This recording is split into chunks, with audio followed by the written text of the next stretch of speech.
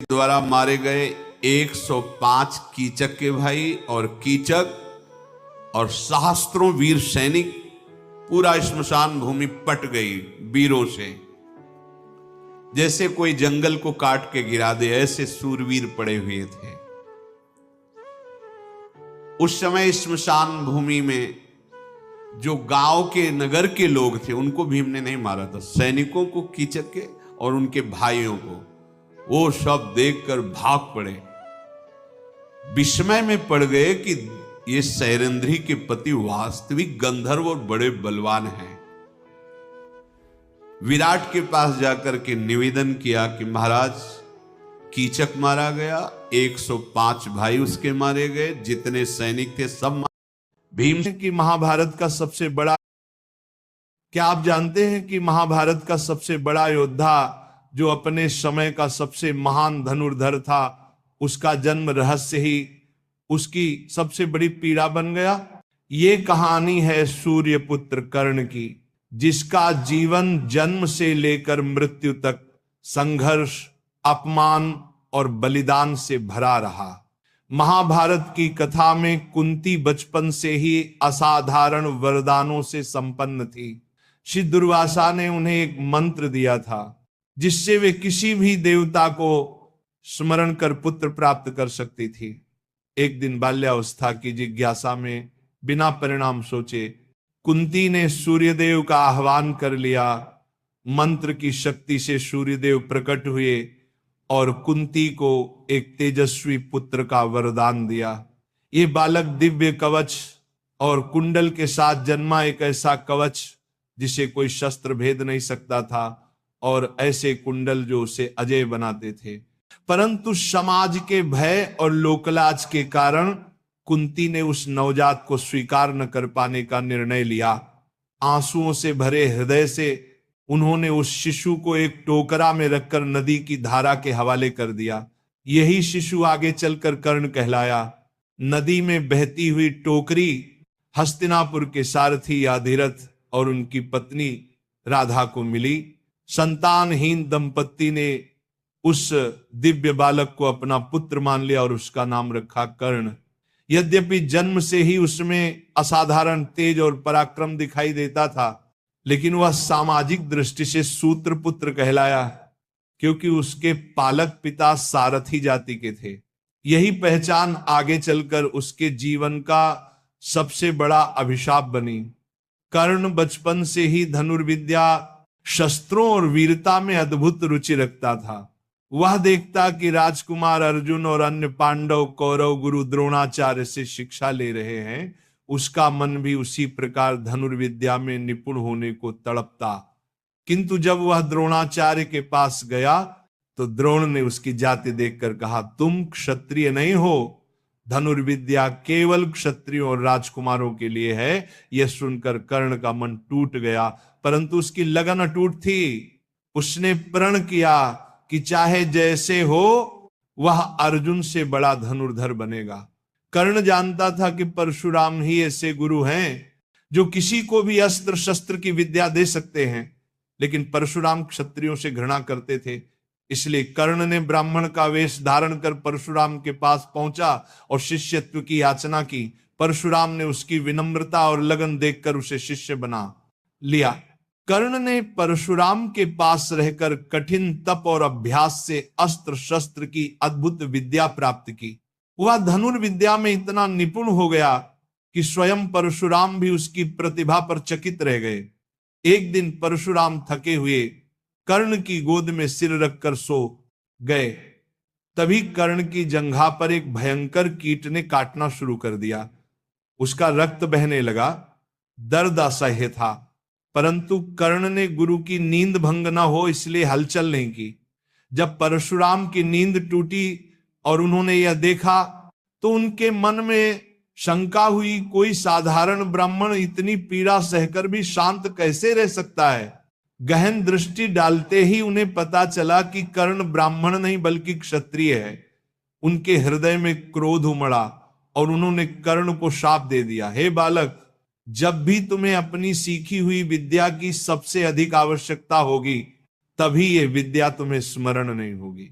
ये शाप कर्ण के जीवन का सबसे बड़ा अभिशाप बन गया, जिसने उसकी नियति तय कर दी। कर्ण की अद्भुत विद्या और पराक्रम की ख्याति बढ़ती गई। वह अर्जुन की तरह ही धनुर्विद्या का अभ्यास करता और बराबरी करना चाहता, लेकिन जब भी वह राजकुमारों के सामने आता, उसकी जाति और वंश पर प्रश्न उठाए जाते। द्रौपदी के स्वयंवर में जब कर्ण ने मत्स्यवेध करने का प्रयास किया, तो द्रौपदी ने स्पष्ट शब्दों में कहा, मैं किसी सूत पुत्र से विवाह नहीं कर सकती। ये वचन सुनकर कर्ण का हृदय टूट गया। ये उसका दूसरा बड़ा अपमान था। उसने धनुर्धर के रूप में अपनी योग्यता सिद्ध करनी चाहिए, परंतु समाज ने उसकी जाति की दीवार खड़ी कर दी। इन्हीं अपमानों और तिरस्कारों के बीच दुर्योधन ने उसे गले लगाया। उसने कर्ण को अंग देश का राजा घोषित किया और कहा, कर्ण, आज से तुम राजाओं के राजा हो। तुम्हें कोई सूत पुत्र कहकर अपमानित नहीं करेगा। तुम मेरे भाई जैसे हो। इस सम्मान ने कर्ण का हृदय जीत लिया। उसी दिन से कर्ण ने दुर्योधन को अपना सबसे प्रिय मित्र और जीवन भर का सहारा मान लिया। यही मित्रता आगे चलकर महाभारत युद्ध में निर्णायक बन गई। इस प्रकार कर्ण का जीवन जन्म से ही संघर्षों से भरा रहा। एक ओर दिव्य कवच और कुंडल के साथ जन्मा, दूसरी ओर समाज से तिरस्कार और अपमान झेलना पड़ा। उसके पास अद्भुत शक्ति थी, परंतु उस पर गुरु का शाप भी था। उसके पास पराक्रम था, परंतु समाज ने उसे कभी स्वीकार नहीं किया। यही विरोधाभास कर्ण को सबसे अनोखा और त्रासदीपूर्ण चरित्र बनाता है, और यहीं से शुरू होती है उसकी असली गाथा, जहां दुर्योधन की मित्रता और दानवीरता के किस्से उसे अमर बनाते हैं। कर्ण का जीवन जैसे जैसे आगे बढ़ा, वैसे वैसे उसके संघर्ष भी बढ़ते गए।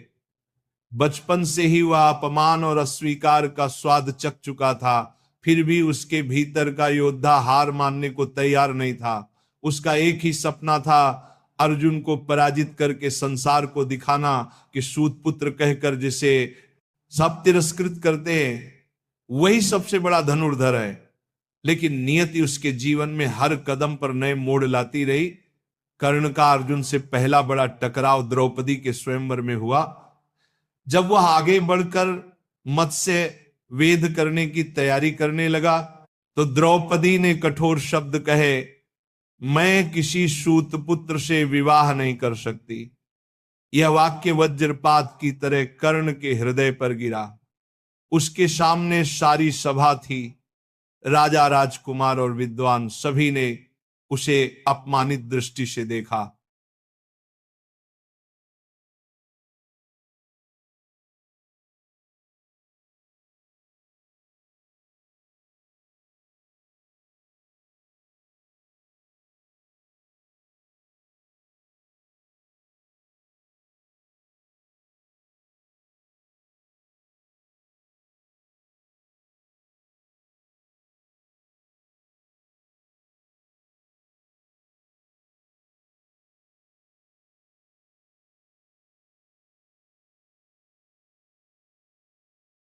ने उसे अपमानित दृष्टि से देखा।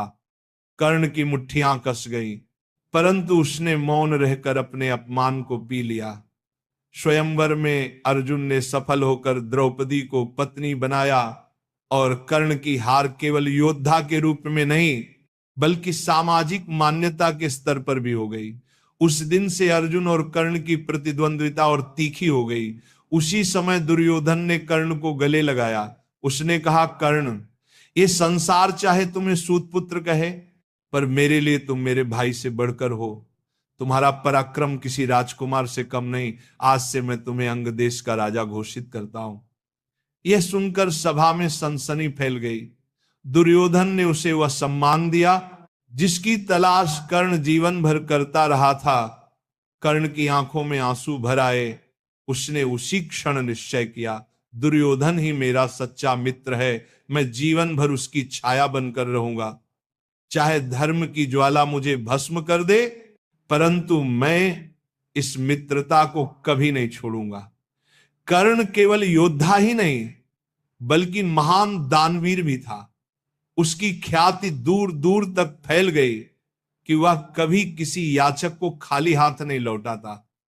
कहते हैं कि जब वह स्नान के बाद सूर्य देव की पूजा करता तब जो भी उससे कुछ मांग लेता कर्ण तुरंत दान कर देता।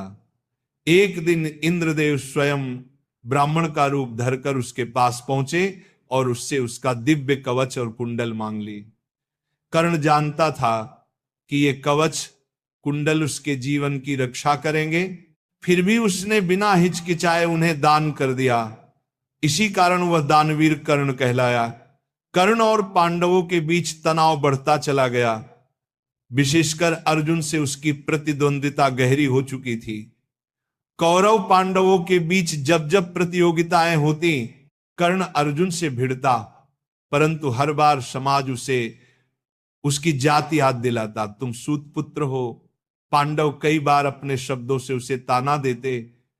विशेषकर भीम ने तो खुलेआम कहा था, कर्ण तू रथ चालक का बेटा है, तेरे लिए राजकुमारों से युद्ध करना उचित नहीं। इन शब्दों ने कर्ण के मन को घायल कर दिया। वह जानता था कि उसका रक्त क्षत्रिय है, परंतु उसकी परवरिश ने उसे समाज की नजरों में छोटा बना दिया। कर्ण को जीवन भर अपनी असली पहचान से वंचित रखा गया। कुंती जानती थी कि कर्ण उनका ही पुत्र है, सूर्य पुत्र है, परंतु उन्होंने यह रहस्य कभी प्रकट नहीं किया। कर्ण पांडवों का सबसे बड़ा प्रतिद्वंद्वी बना, जबकि सच्चाई यह थी कि वह स्वयं उन्हीं का बड़ा भाई था।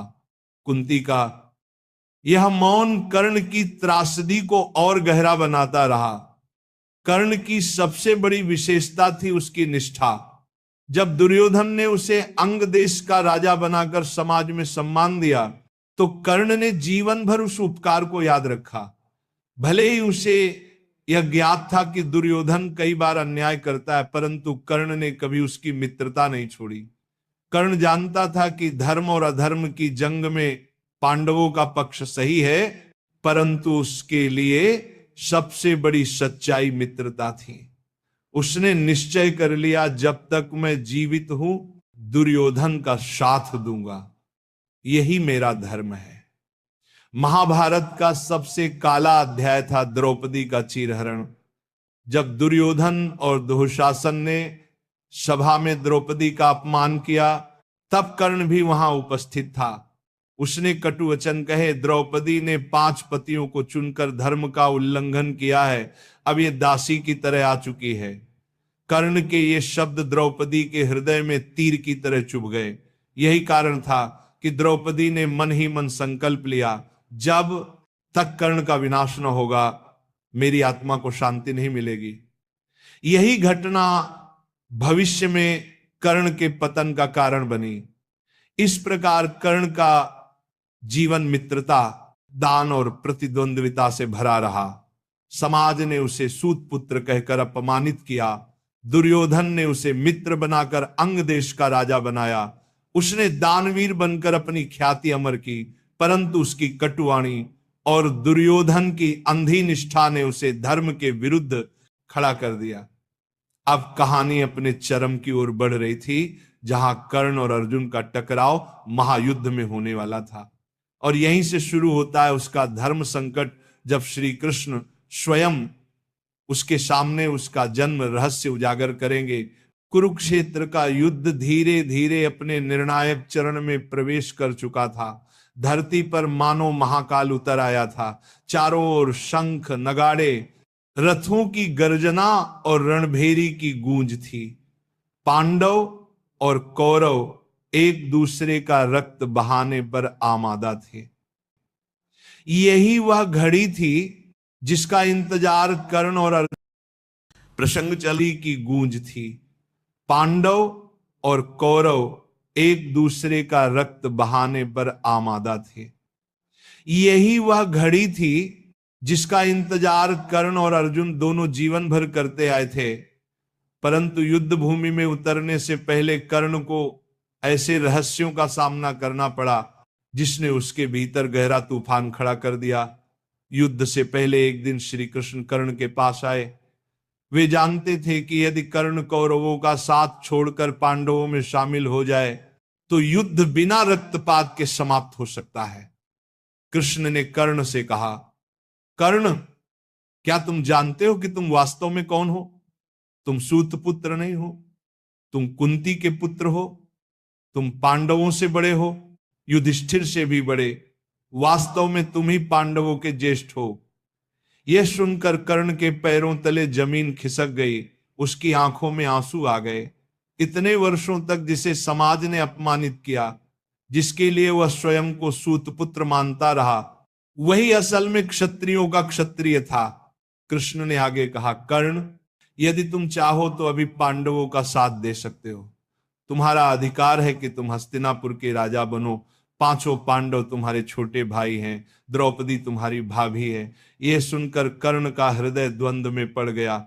एक ओर उसकी जन्म सिद्ध सच्चाई थी, मां कुंती, भाई पांडव और हस्तिनापुर का अधिकार। दूसरी ओर उसका मित्र दुर्योधन था, जिसने जीवन भर उसे सम्मान दिया, समाज की नजरों में राजा बनाया। कर्ण ने गहरी सांस ली और उत्तर दिया, हे माधव, आप सच कहते हैं। मैं जानता हूं कि पांडव धर्म के पक्ष में हैं, परंतु मैं दुर्योधन का साथ कभी नहीं छोड़ सकता। उसने मुझे सूतपुत्र नहीं कहा, उसने मुझे अंगराज बनाया। मैं उसके उपकार का हणी हूं। भले ही मैं धर्म की राह पर न खड़ा रहूं, परंतु मित्रता का धर्म निभाऊंगा। कृष्ण ने मौन होकर उसकी ओर देखा। उन्होंने समझ लिया कि कर्ण अपने वचन और मित्रता के लिए अपना सर्वस्व न्यौछावर करने वाला है। युद्ध से ठीक पहले कुंती स्वयं कर्ण के पास पहुंची। आंसुओं से भरी आंखों से उन्होंने कर्ण से कहा, पुत्र, मैं ही तेरी जननी हूं। तू पांडवों का बड़ा भाई है।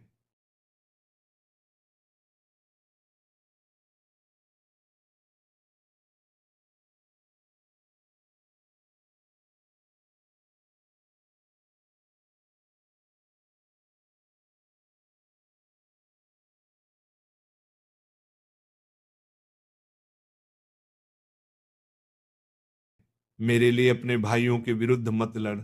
कर्ण ने शांत स्वर में उत्तर दिया, मां, यदि आपने यह रहस्य मेरे बचपन में बताया होता तो आज स्थिति कुछ और होती, परंतु आपने मुझे संसार के तानों और अपमान के बीच जीने दिया। अब मैं दुर्योधन का तोड़ी हूं, मैं उसका साथ कभी नहीं छोड़ूंगा। लेकिन उसने एक वचन दिया, मां, तुम्हारे 5 पुत्र सदैव जीवित रहेंगे। चाहे कुछ भी हो, मैं केवल अर्जुन से युद्ध करूंगा। या तो वह जीवित रहेगा या मैं। तुम्हें 5 पुत्र हर हाल में मिलेंगे। कुंती का हृदय यह सुनकर चीत्कार कर उठा। युद्ध भूमि में कर्ण का प्रवेश किसी महाकाल की तरह था। उसके बाण वज्र की तरह गिरते। कौरव सेना का मनोबल बढ़ा। जब जब अर्जुन आगे आता, कर्ण उसका सामना करता। दोनों का द्वंद्व देखते ही बनता था। कर्ण के बाणों से अर्जुन का रथ डगमगाने लगा। यहां तक कि स्वयं श्री कृष्ण ने भी अर्जुन से कहा, देखो पार्थ, आज तुम्हारा प्रतिद्वंद्वी कोई साधारण योद्धा नहीं, बल्कि सूर्य पुत्र कर्ण है। अपने पूरे सामर्थ्य से युद्ध करो। इसी निर्णायक घड़ी में परशुराम का शाप कर्ण के जीवन पर उतर आया। जब उसने ब्रह्मास्त्र चलाना चाहा तो उसे मंत्र स्मरण नहीं हो सका। रथ का पहिया कीचड़ में ढांस गया। कर्ण उसे निकालने के लिए संघर्ष करने लगा।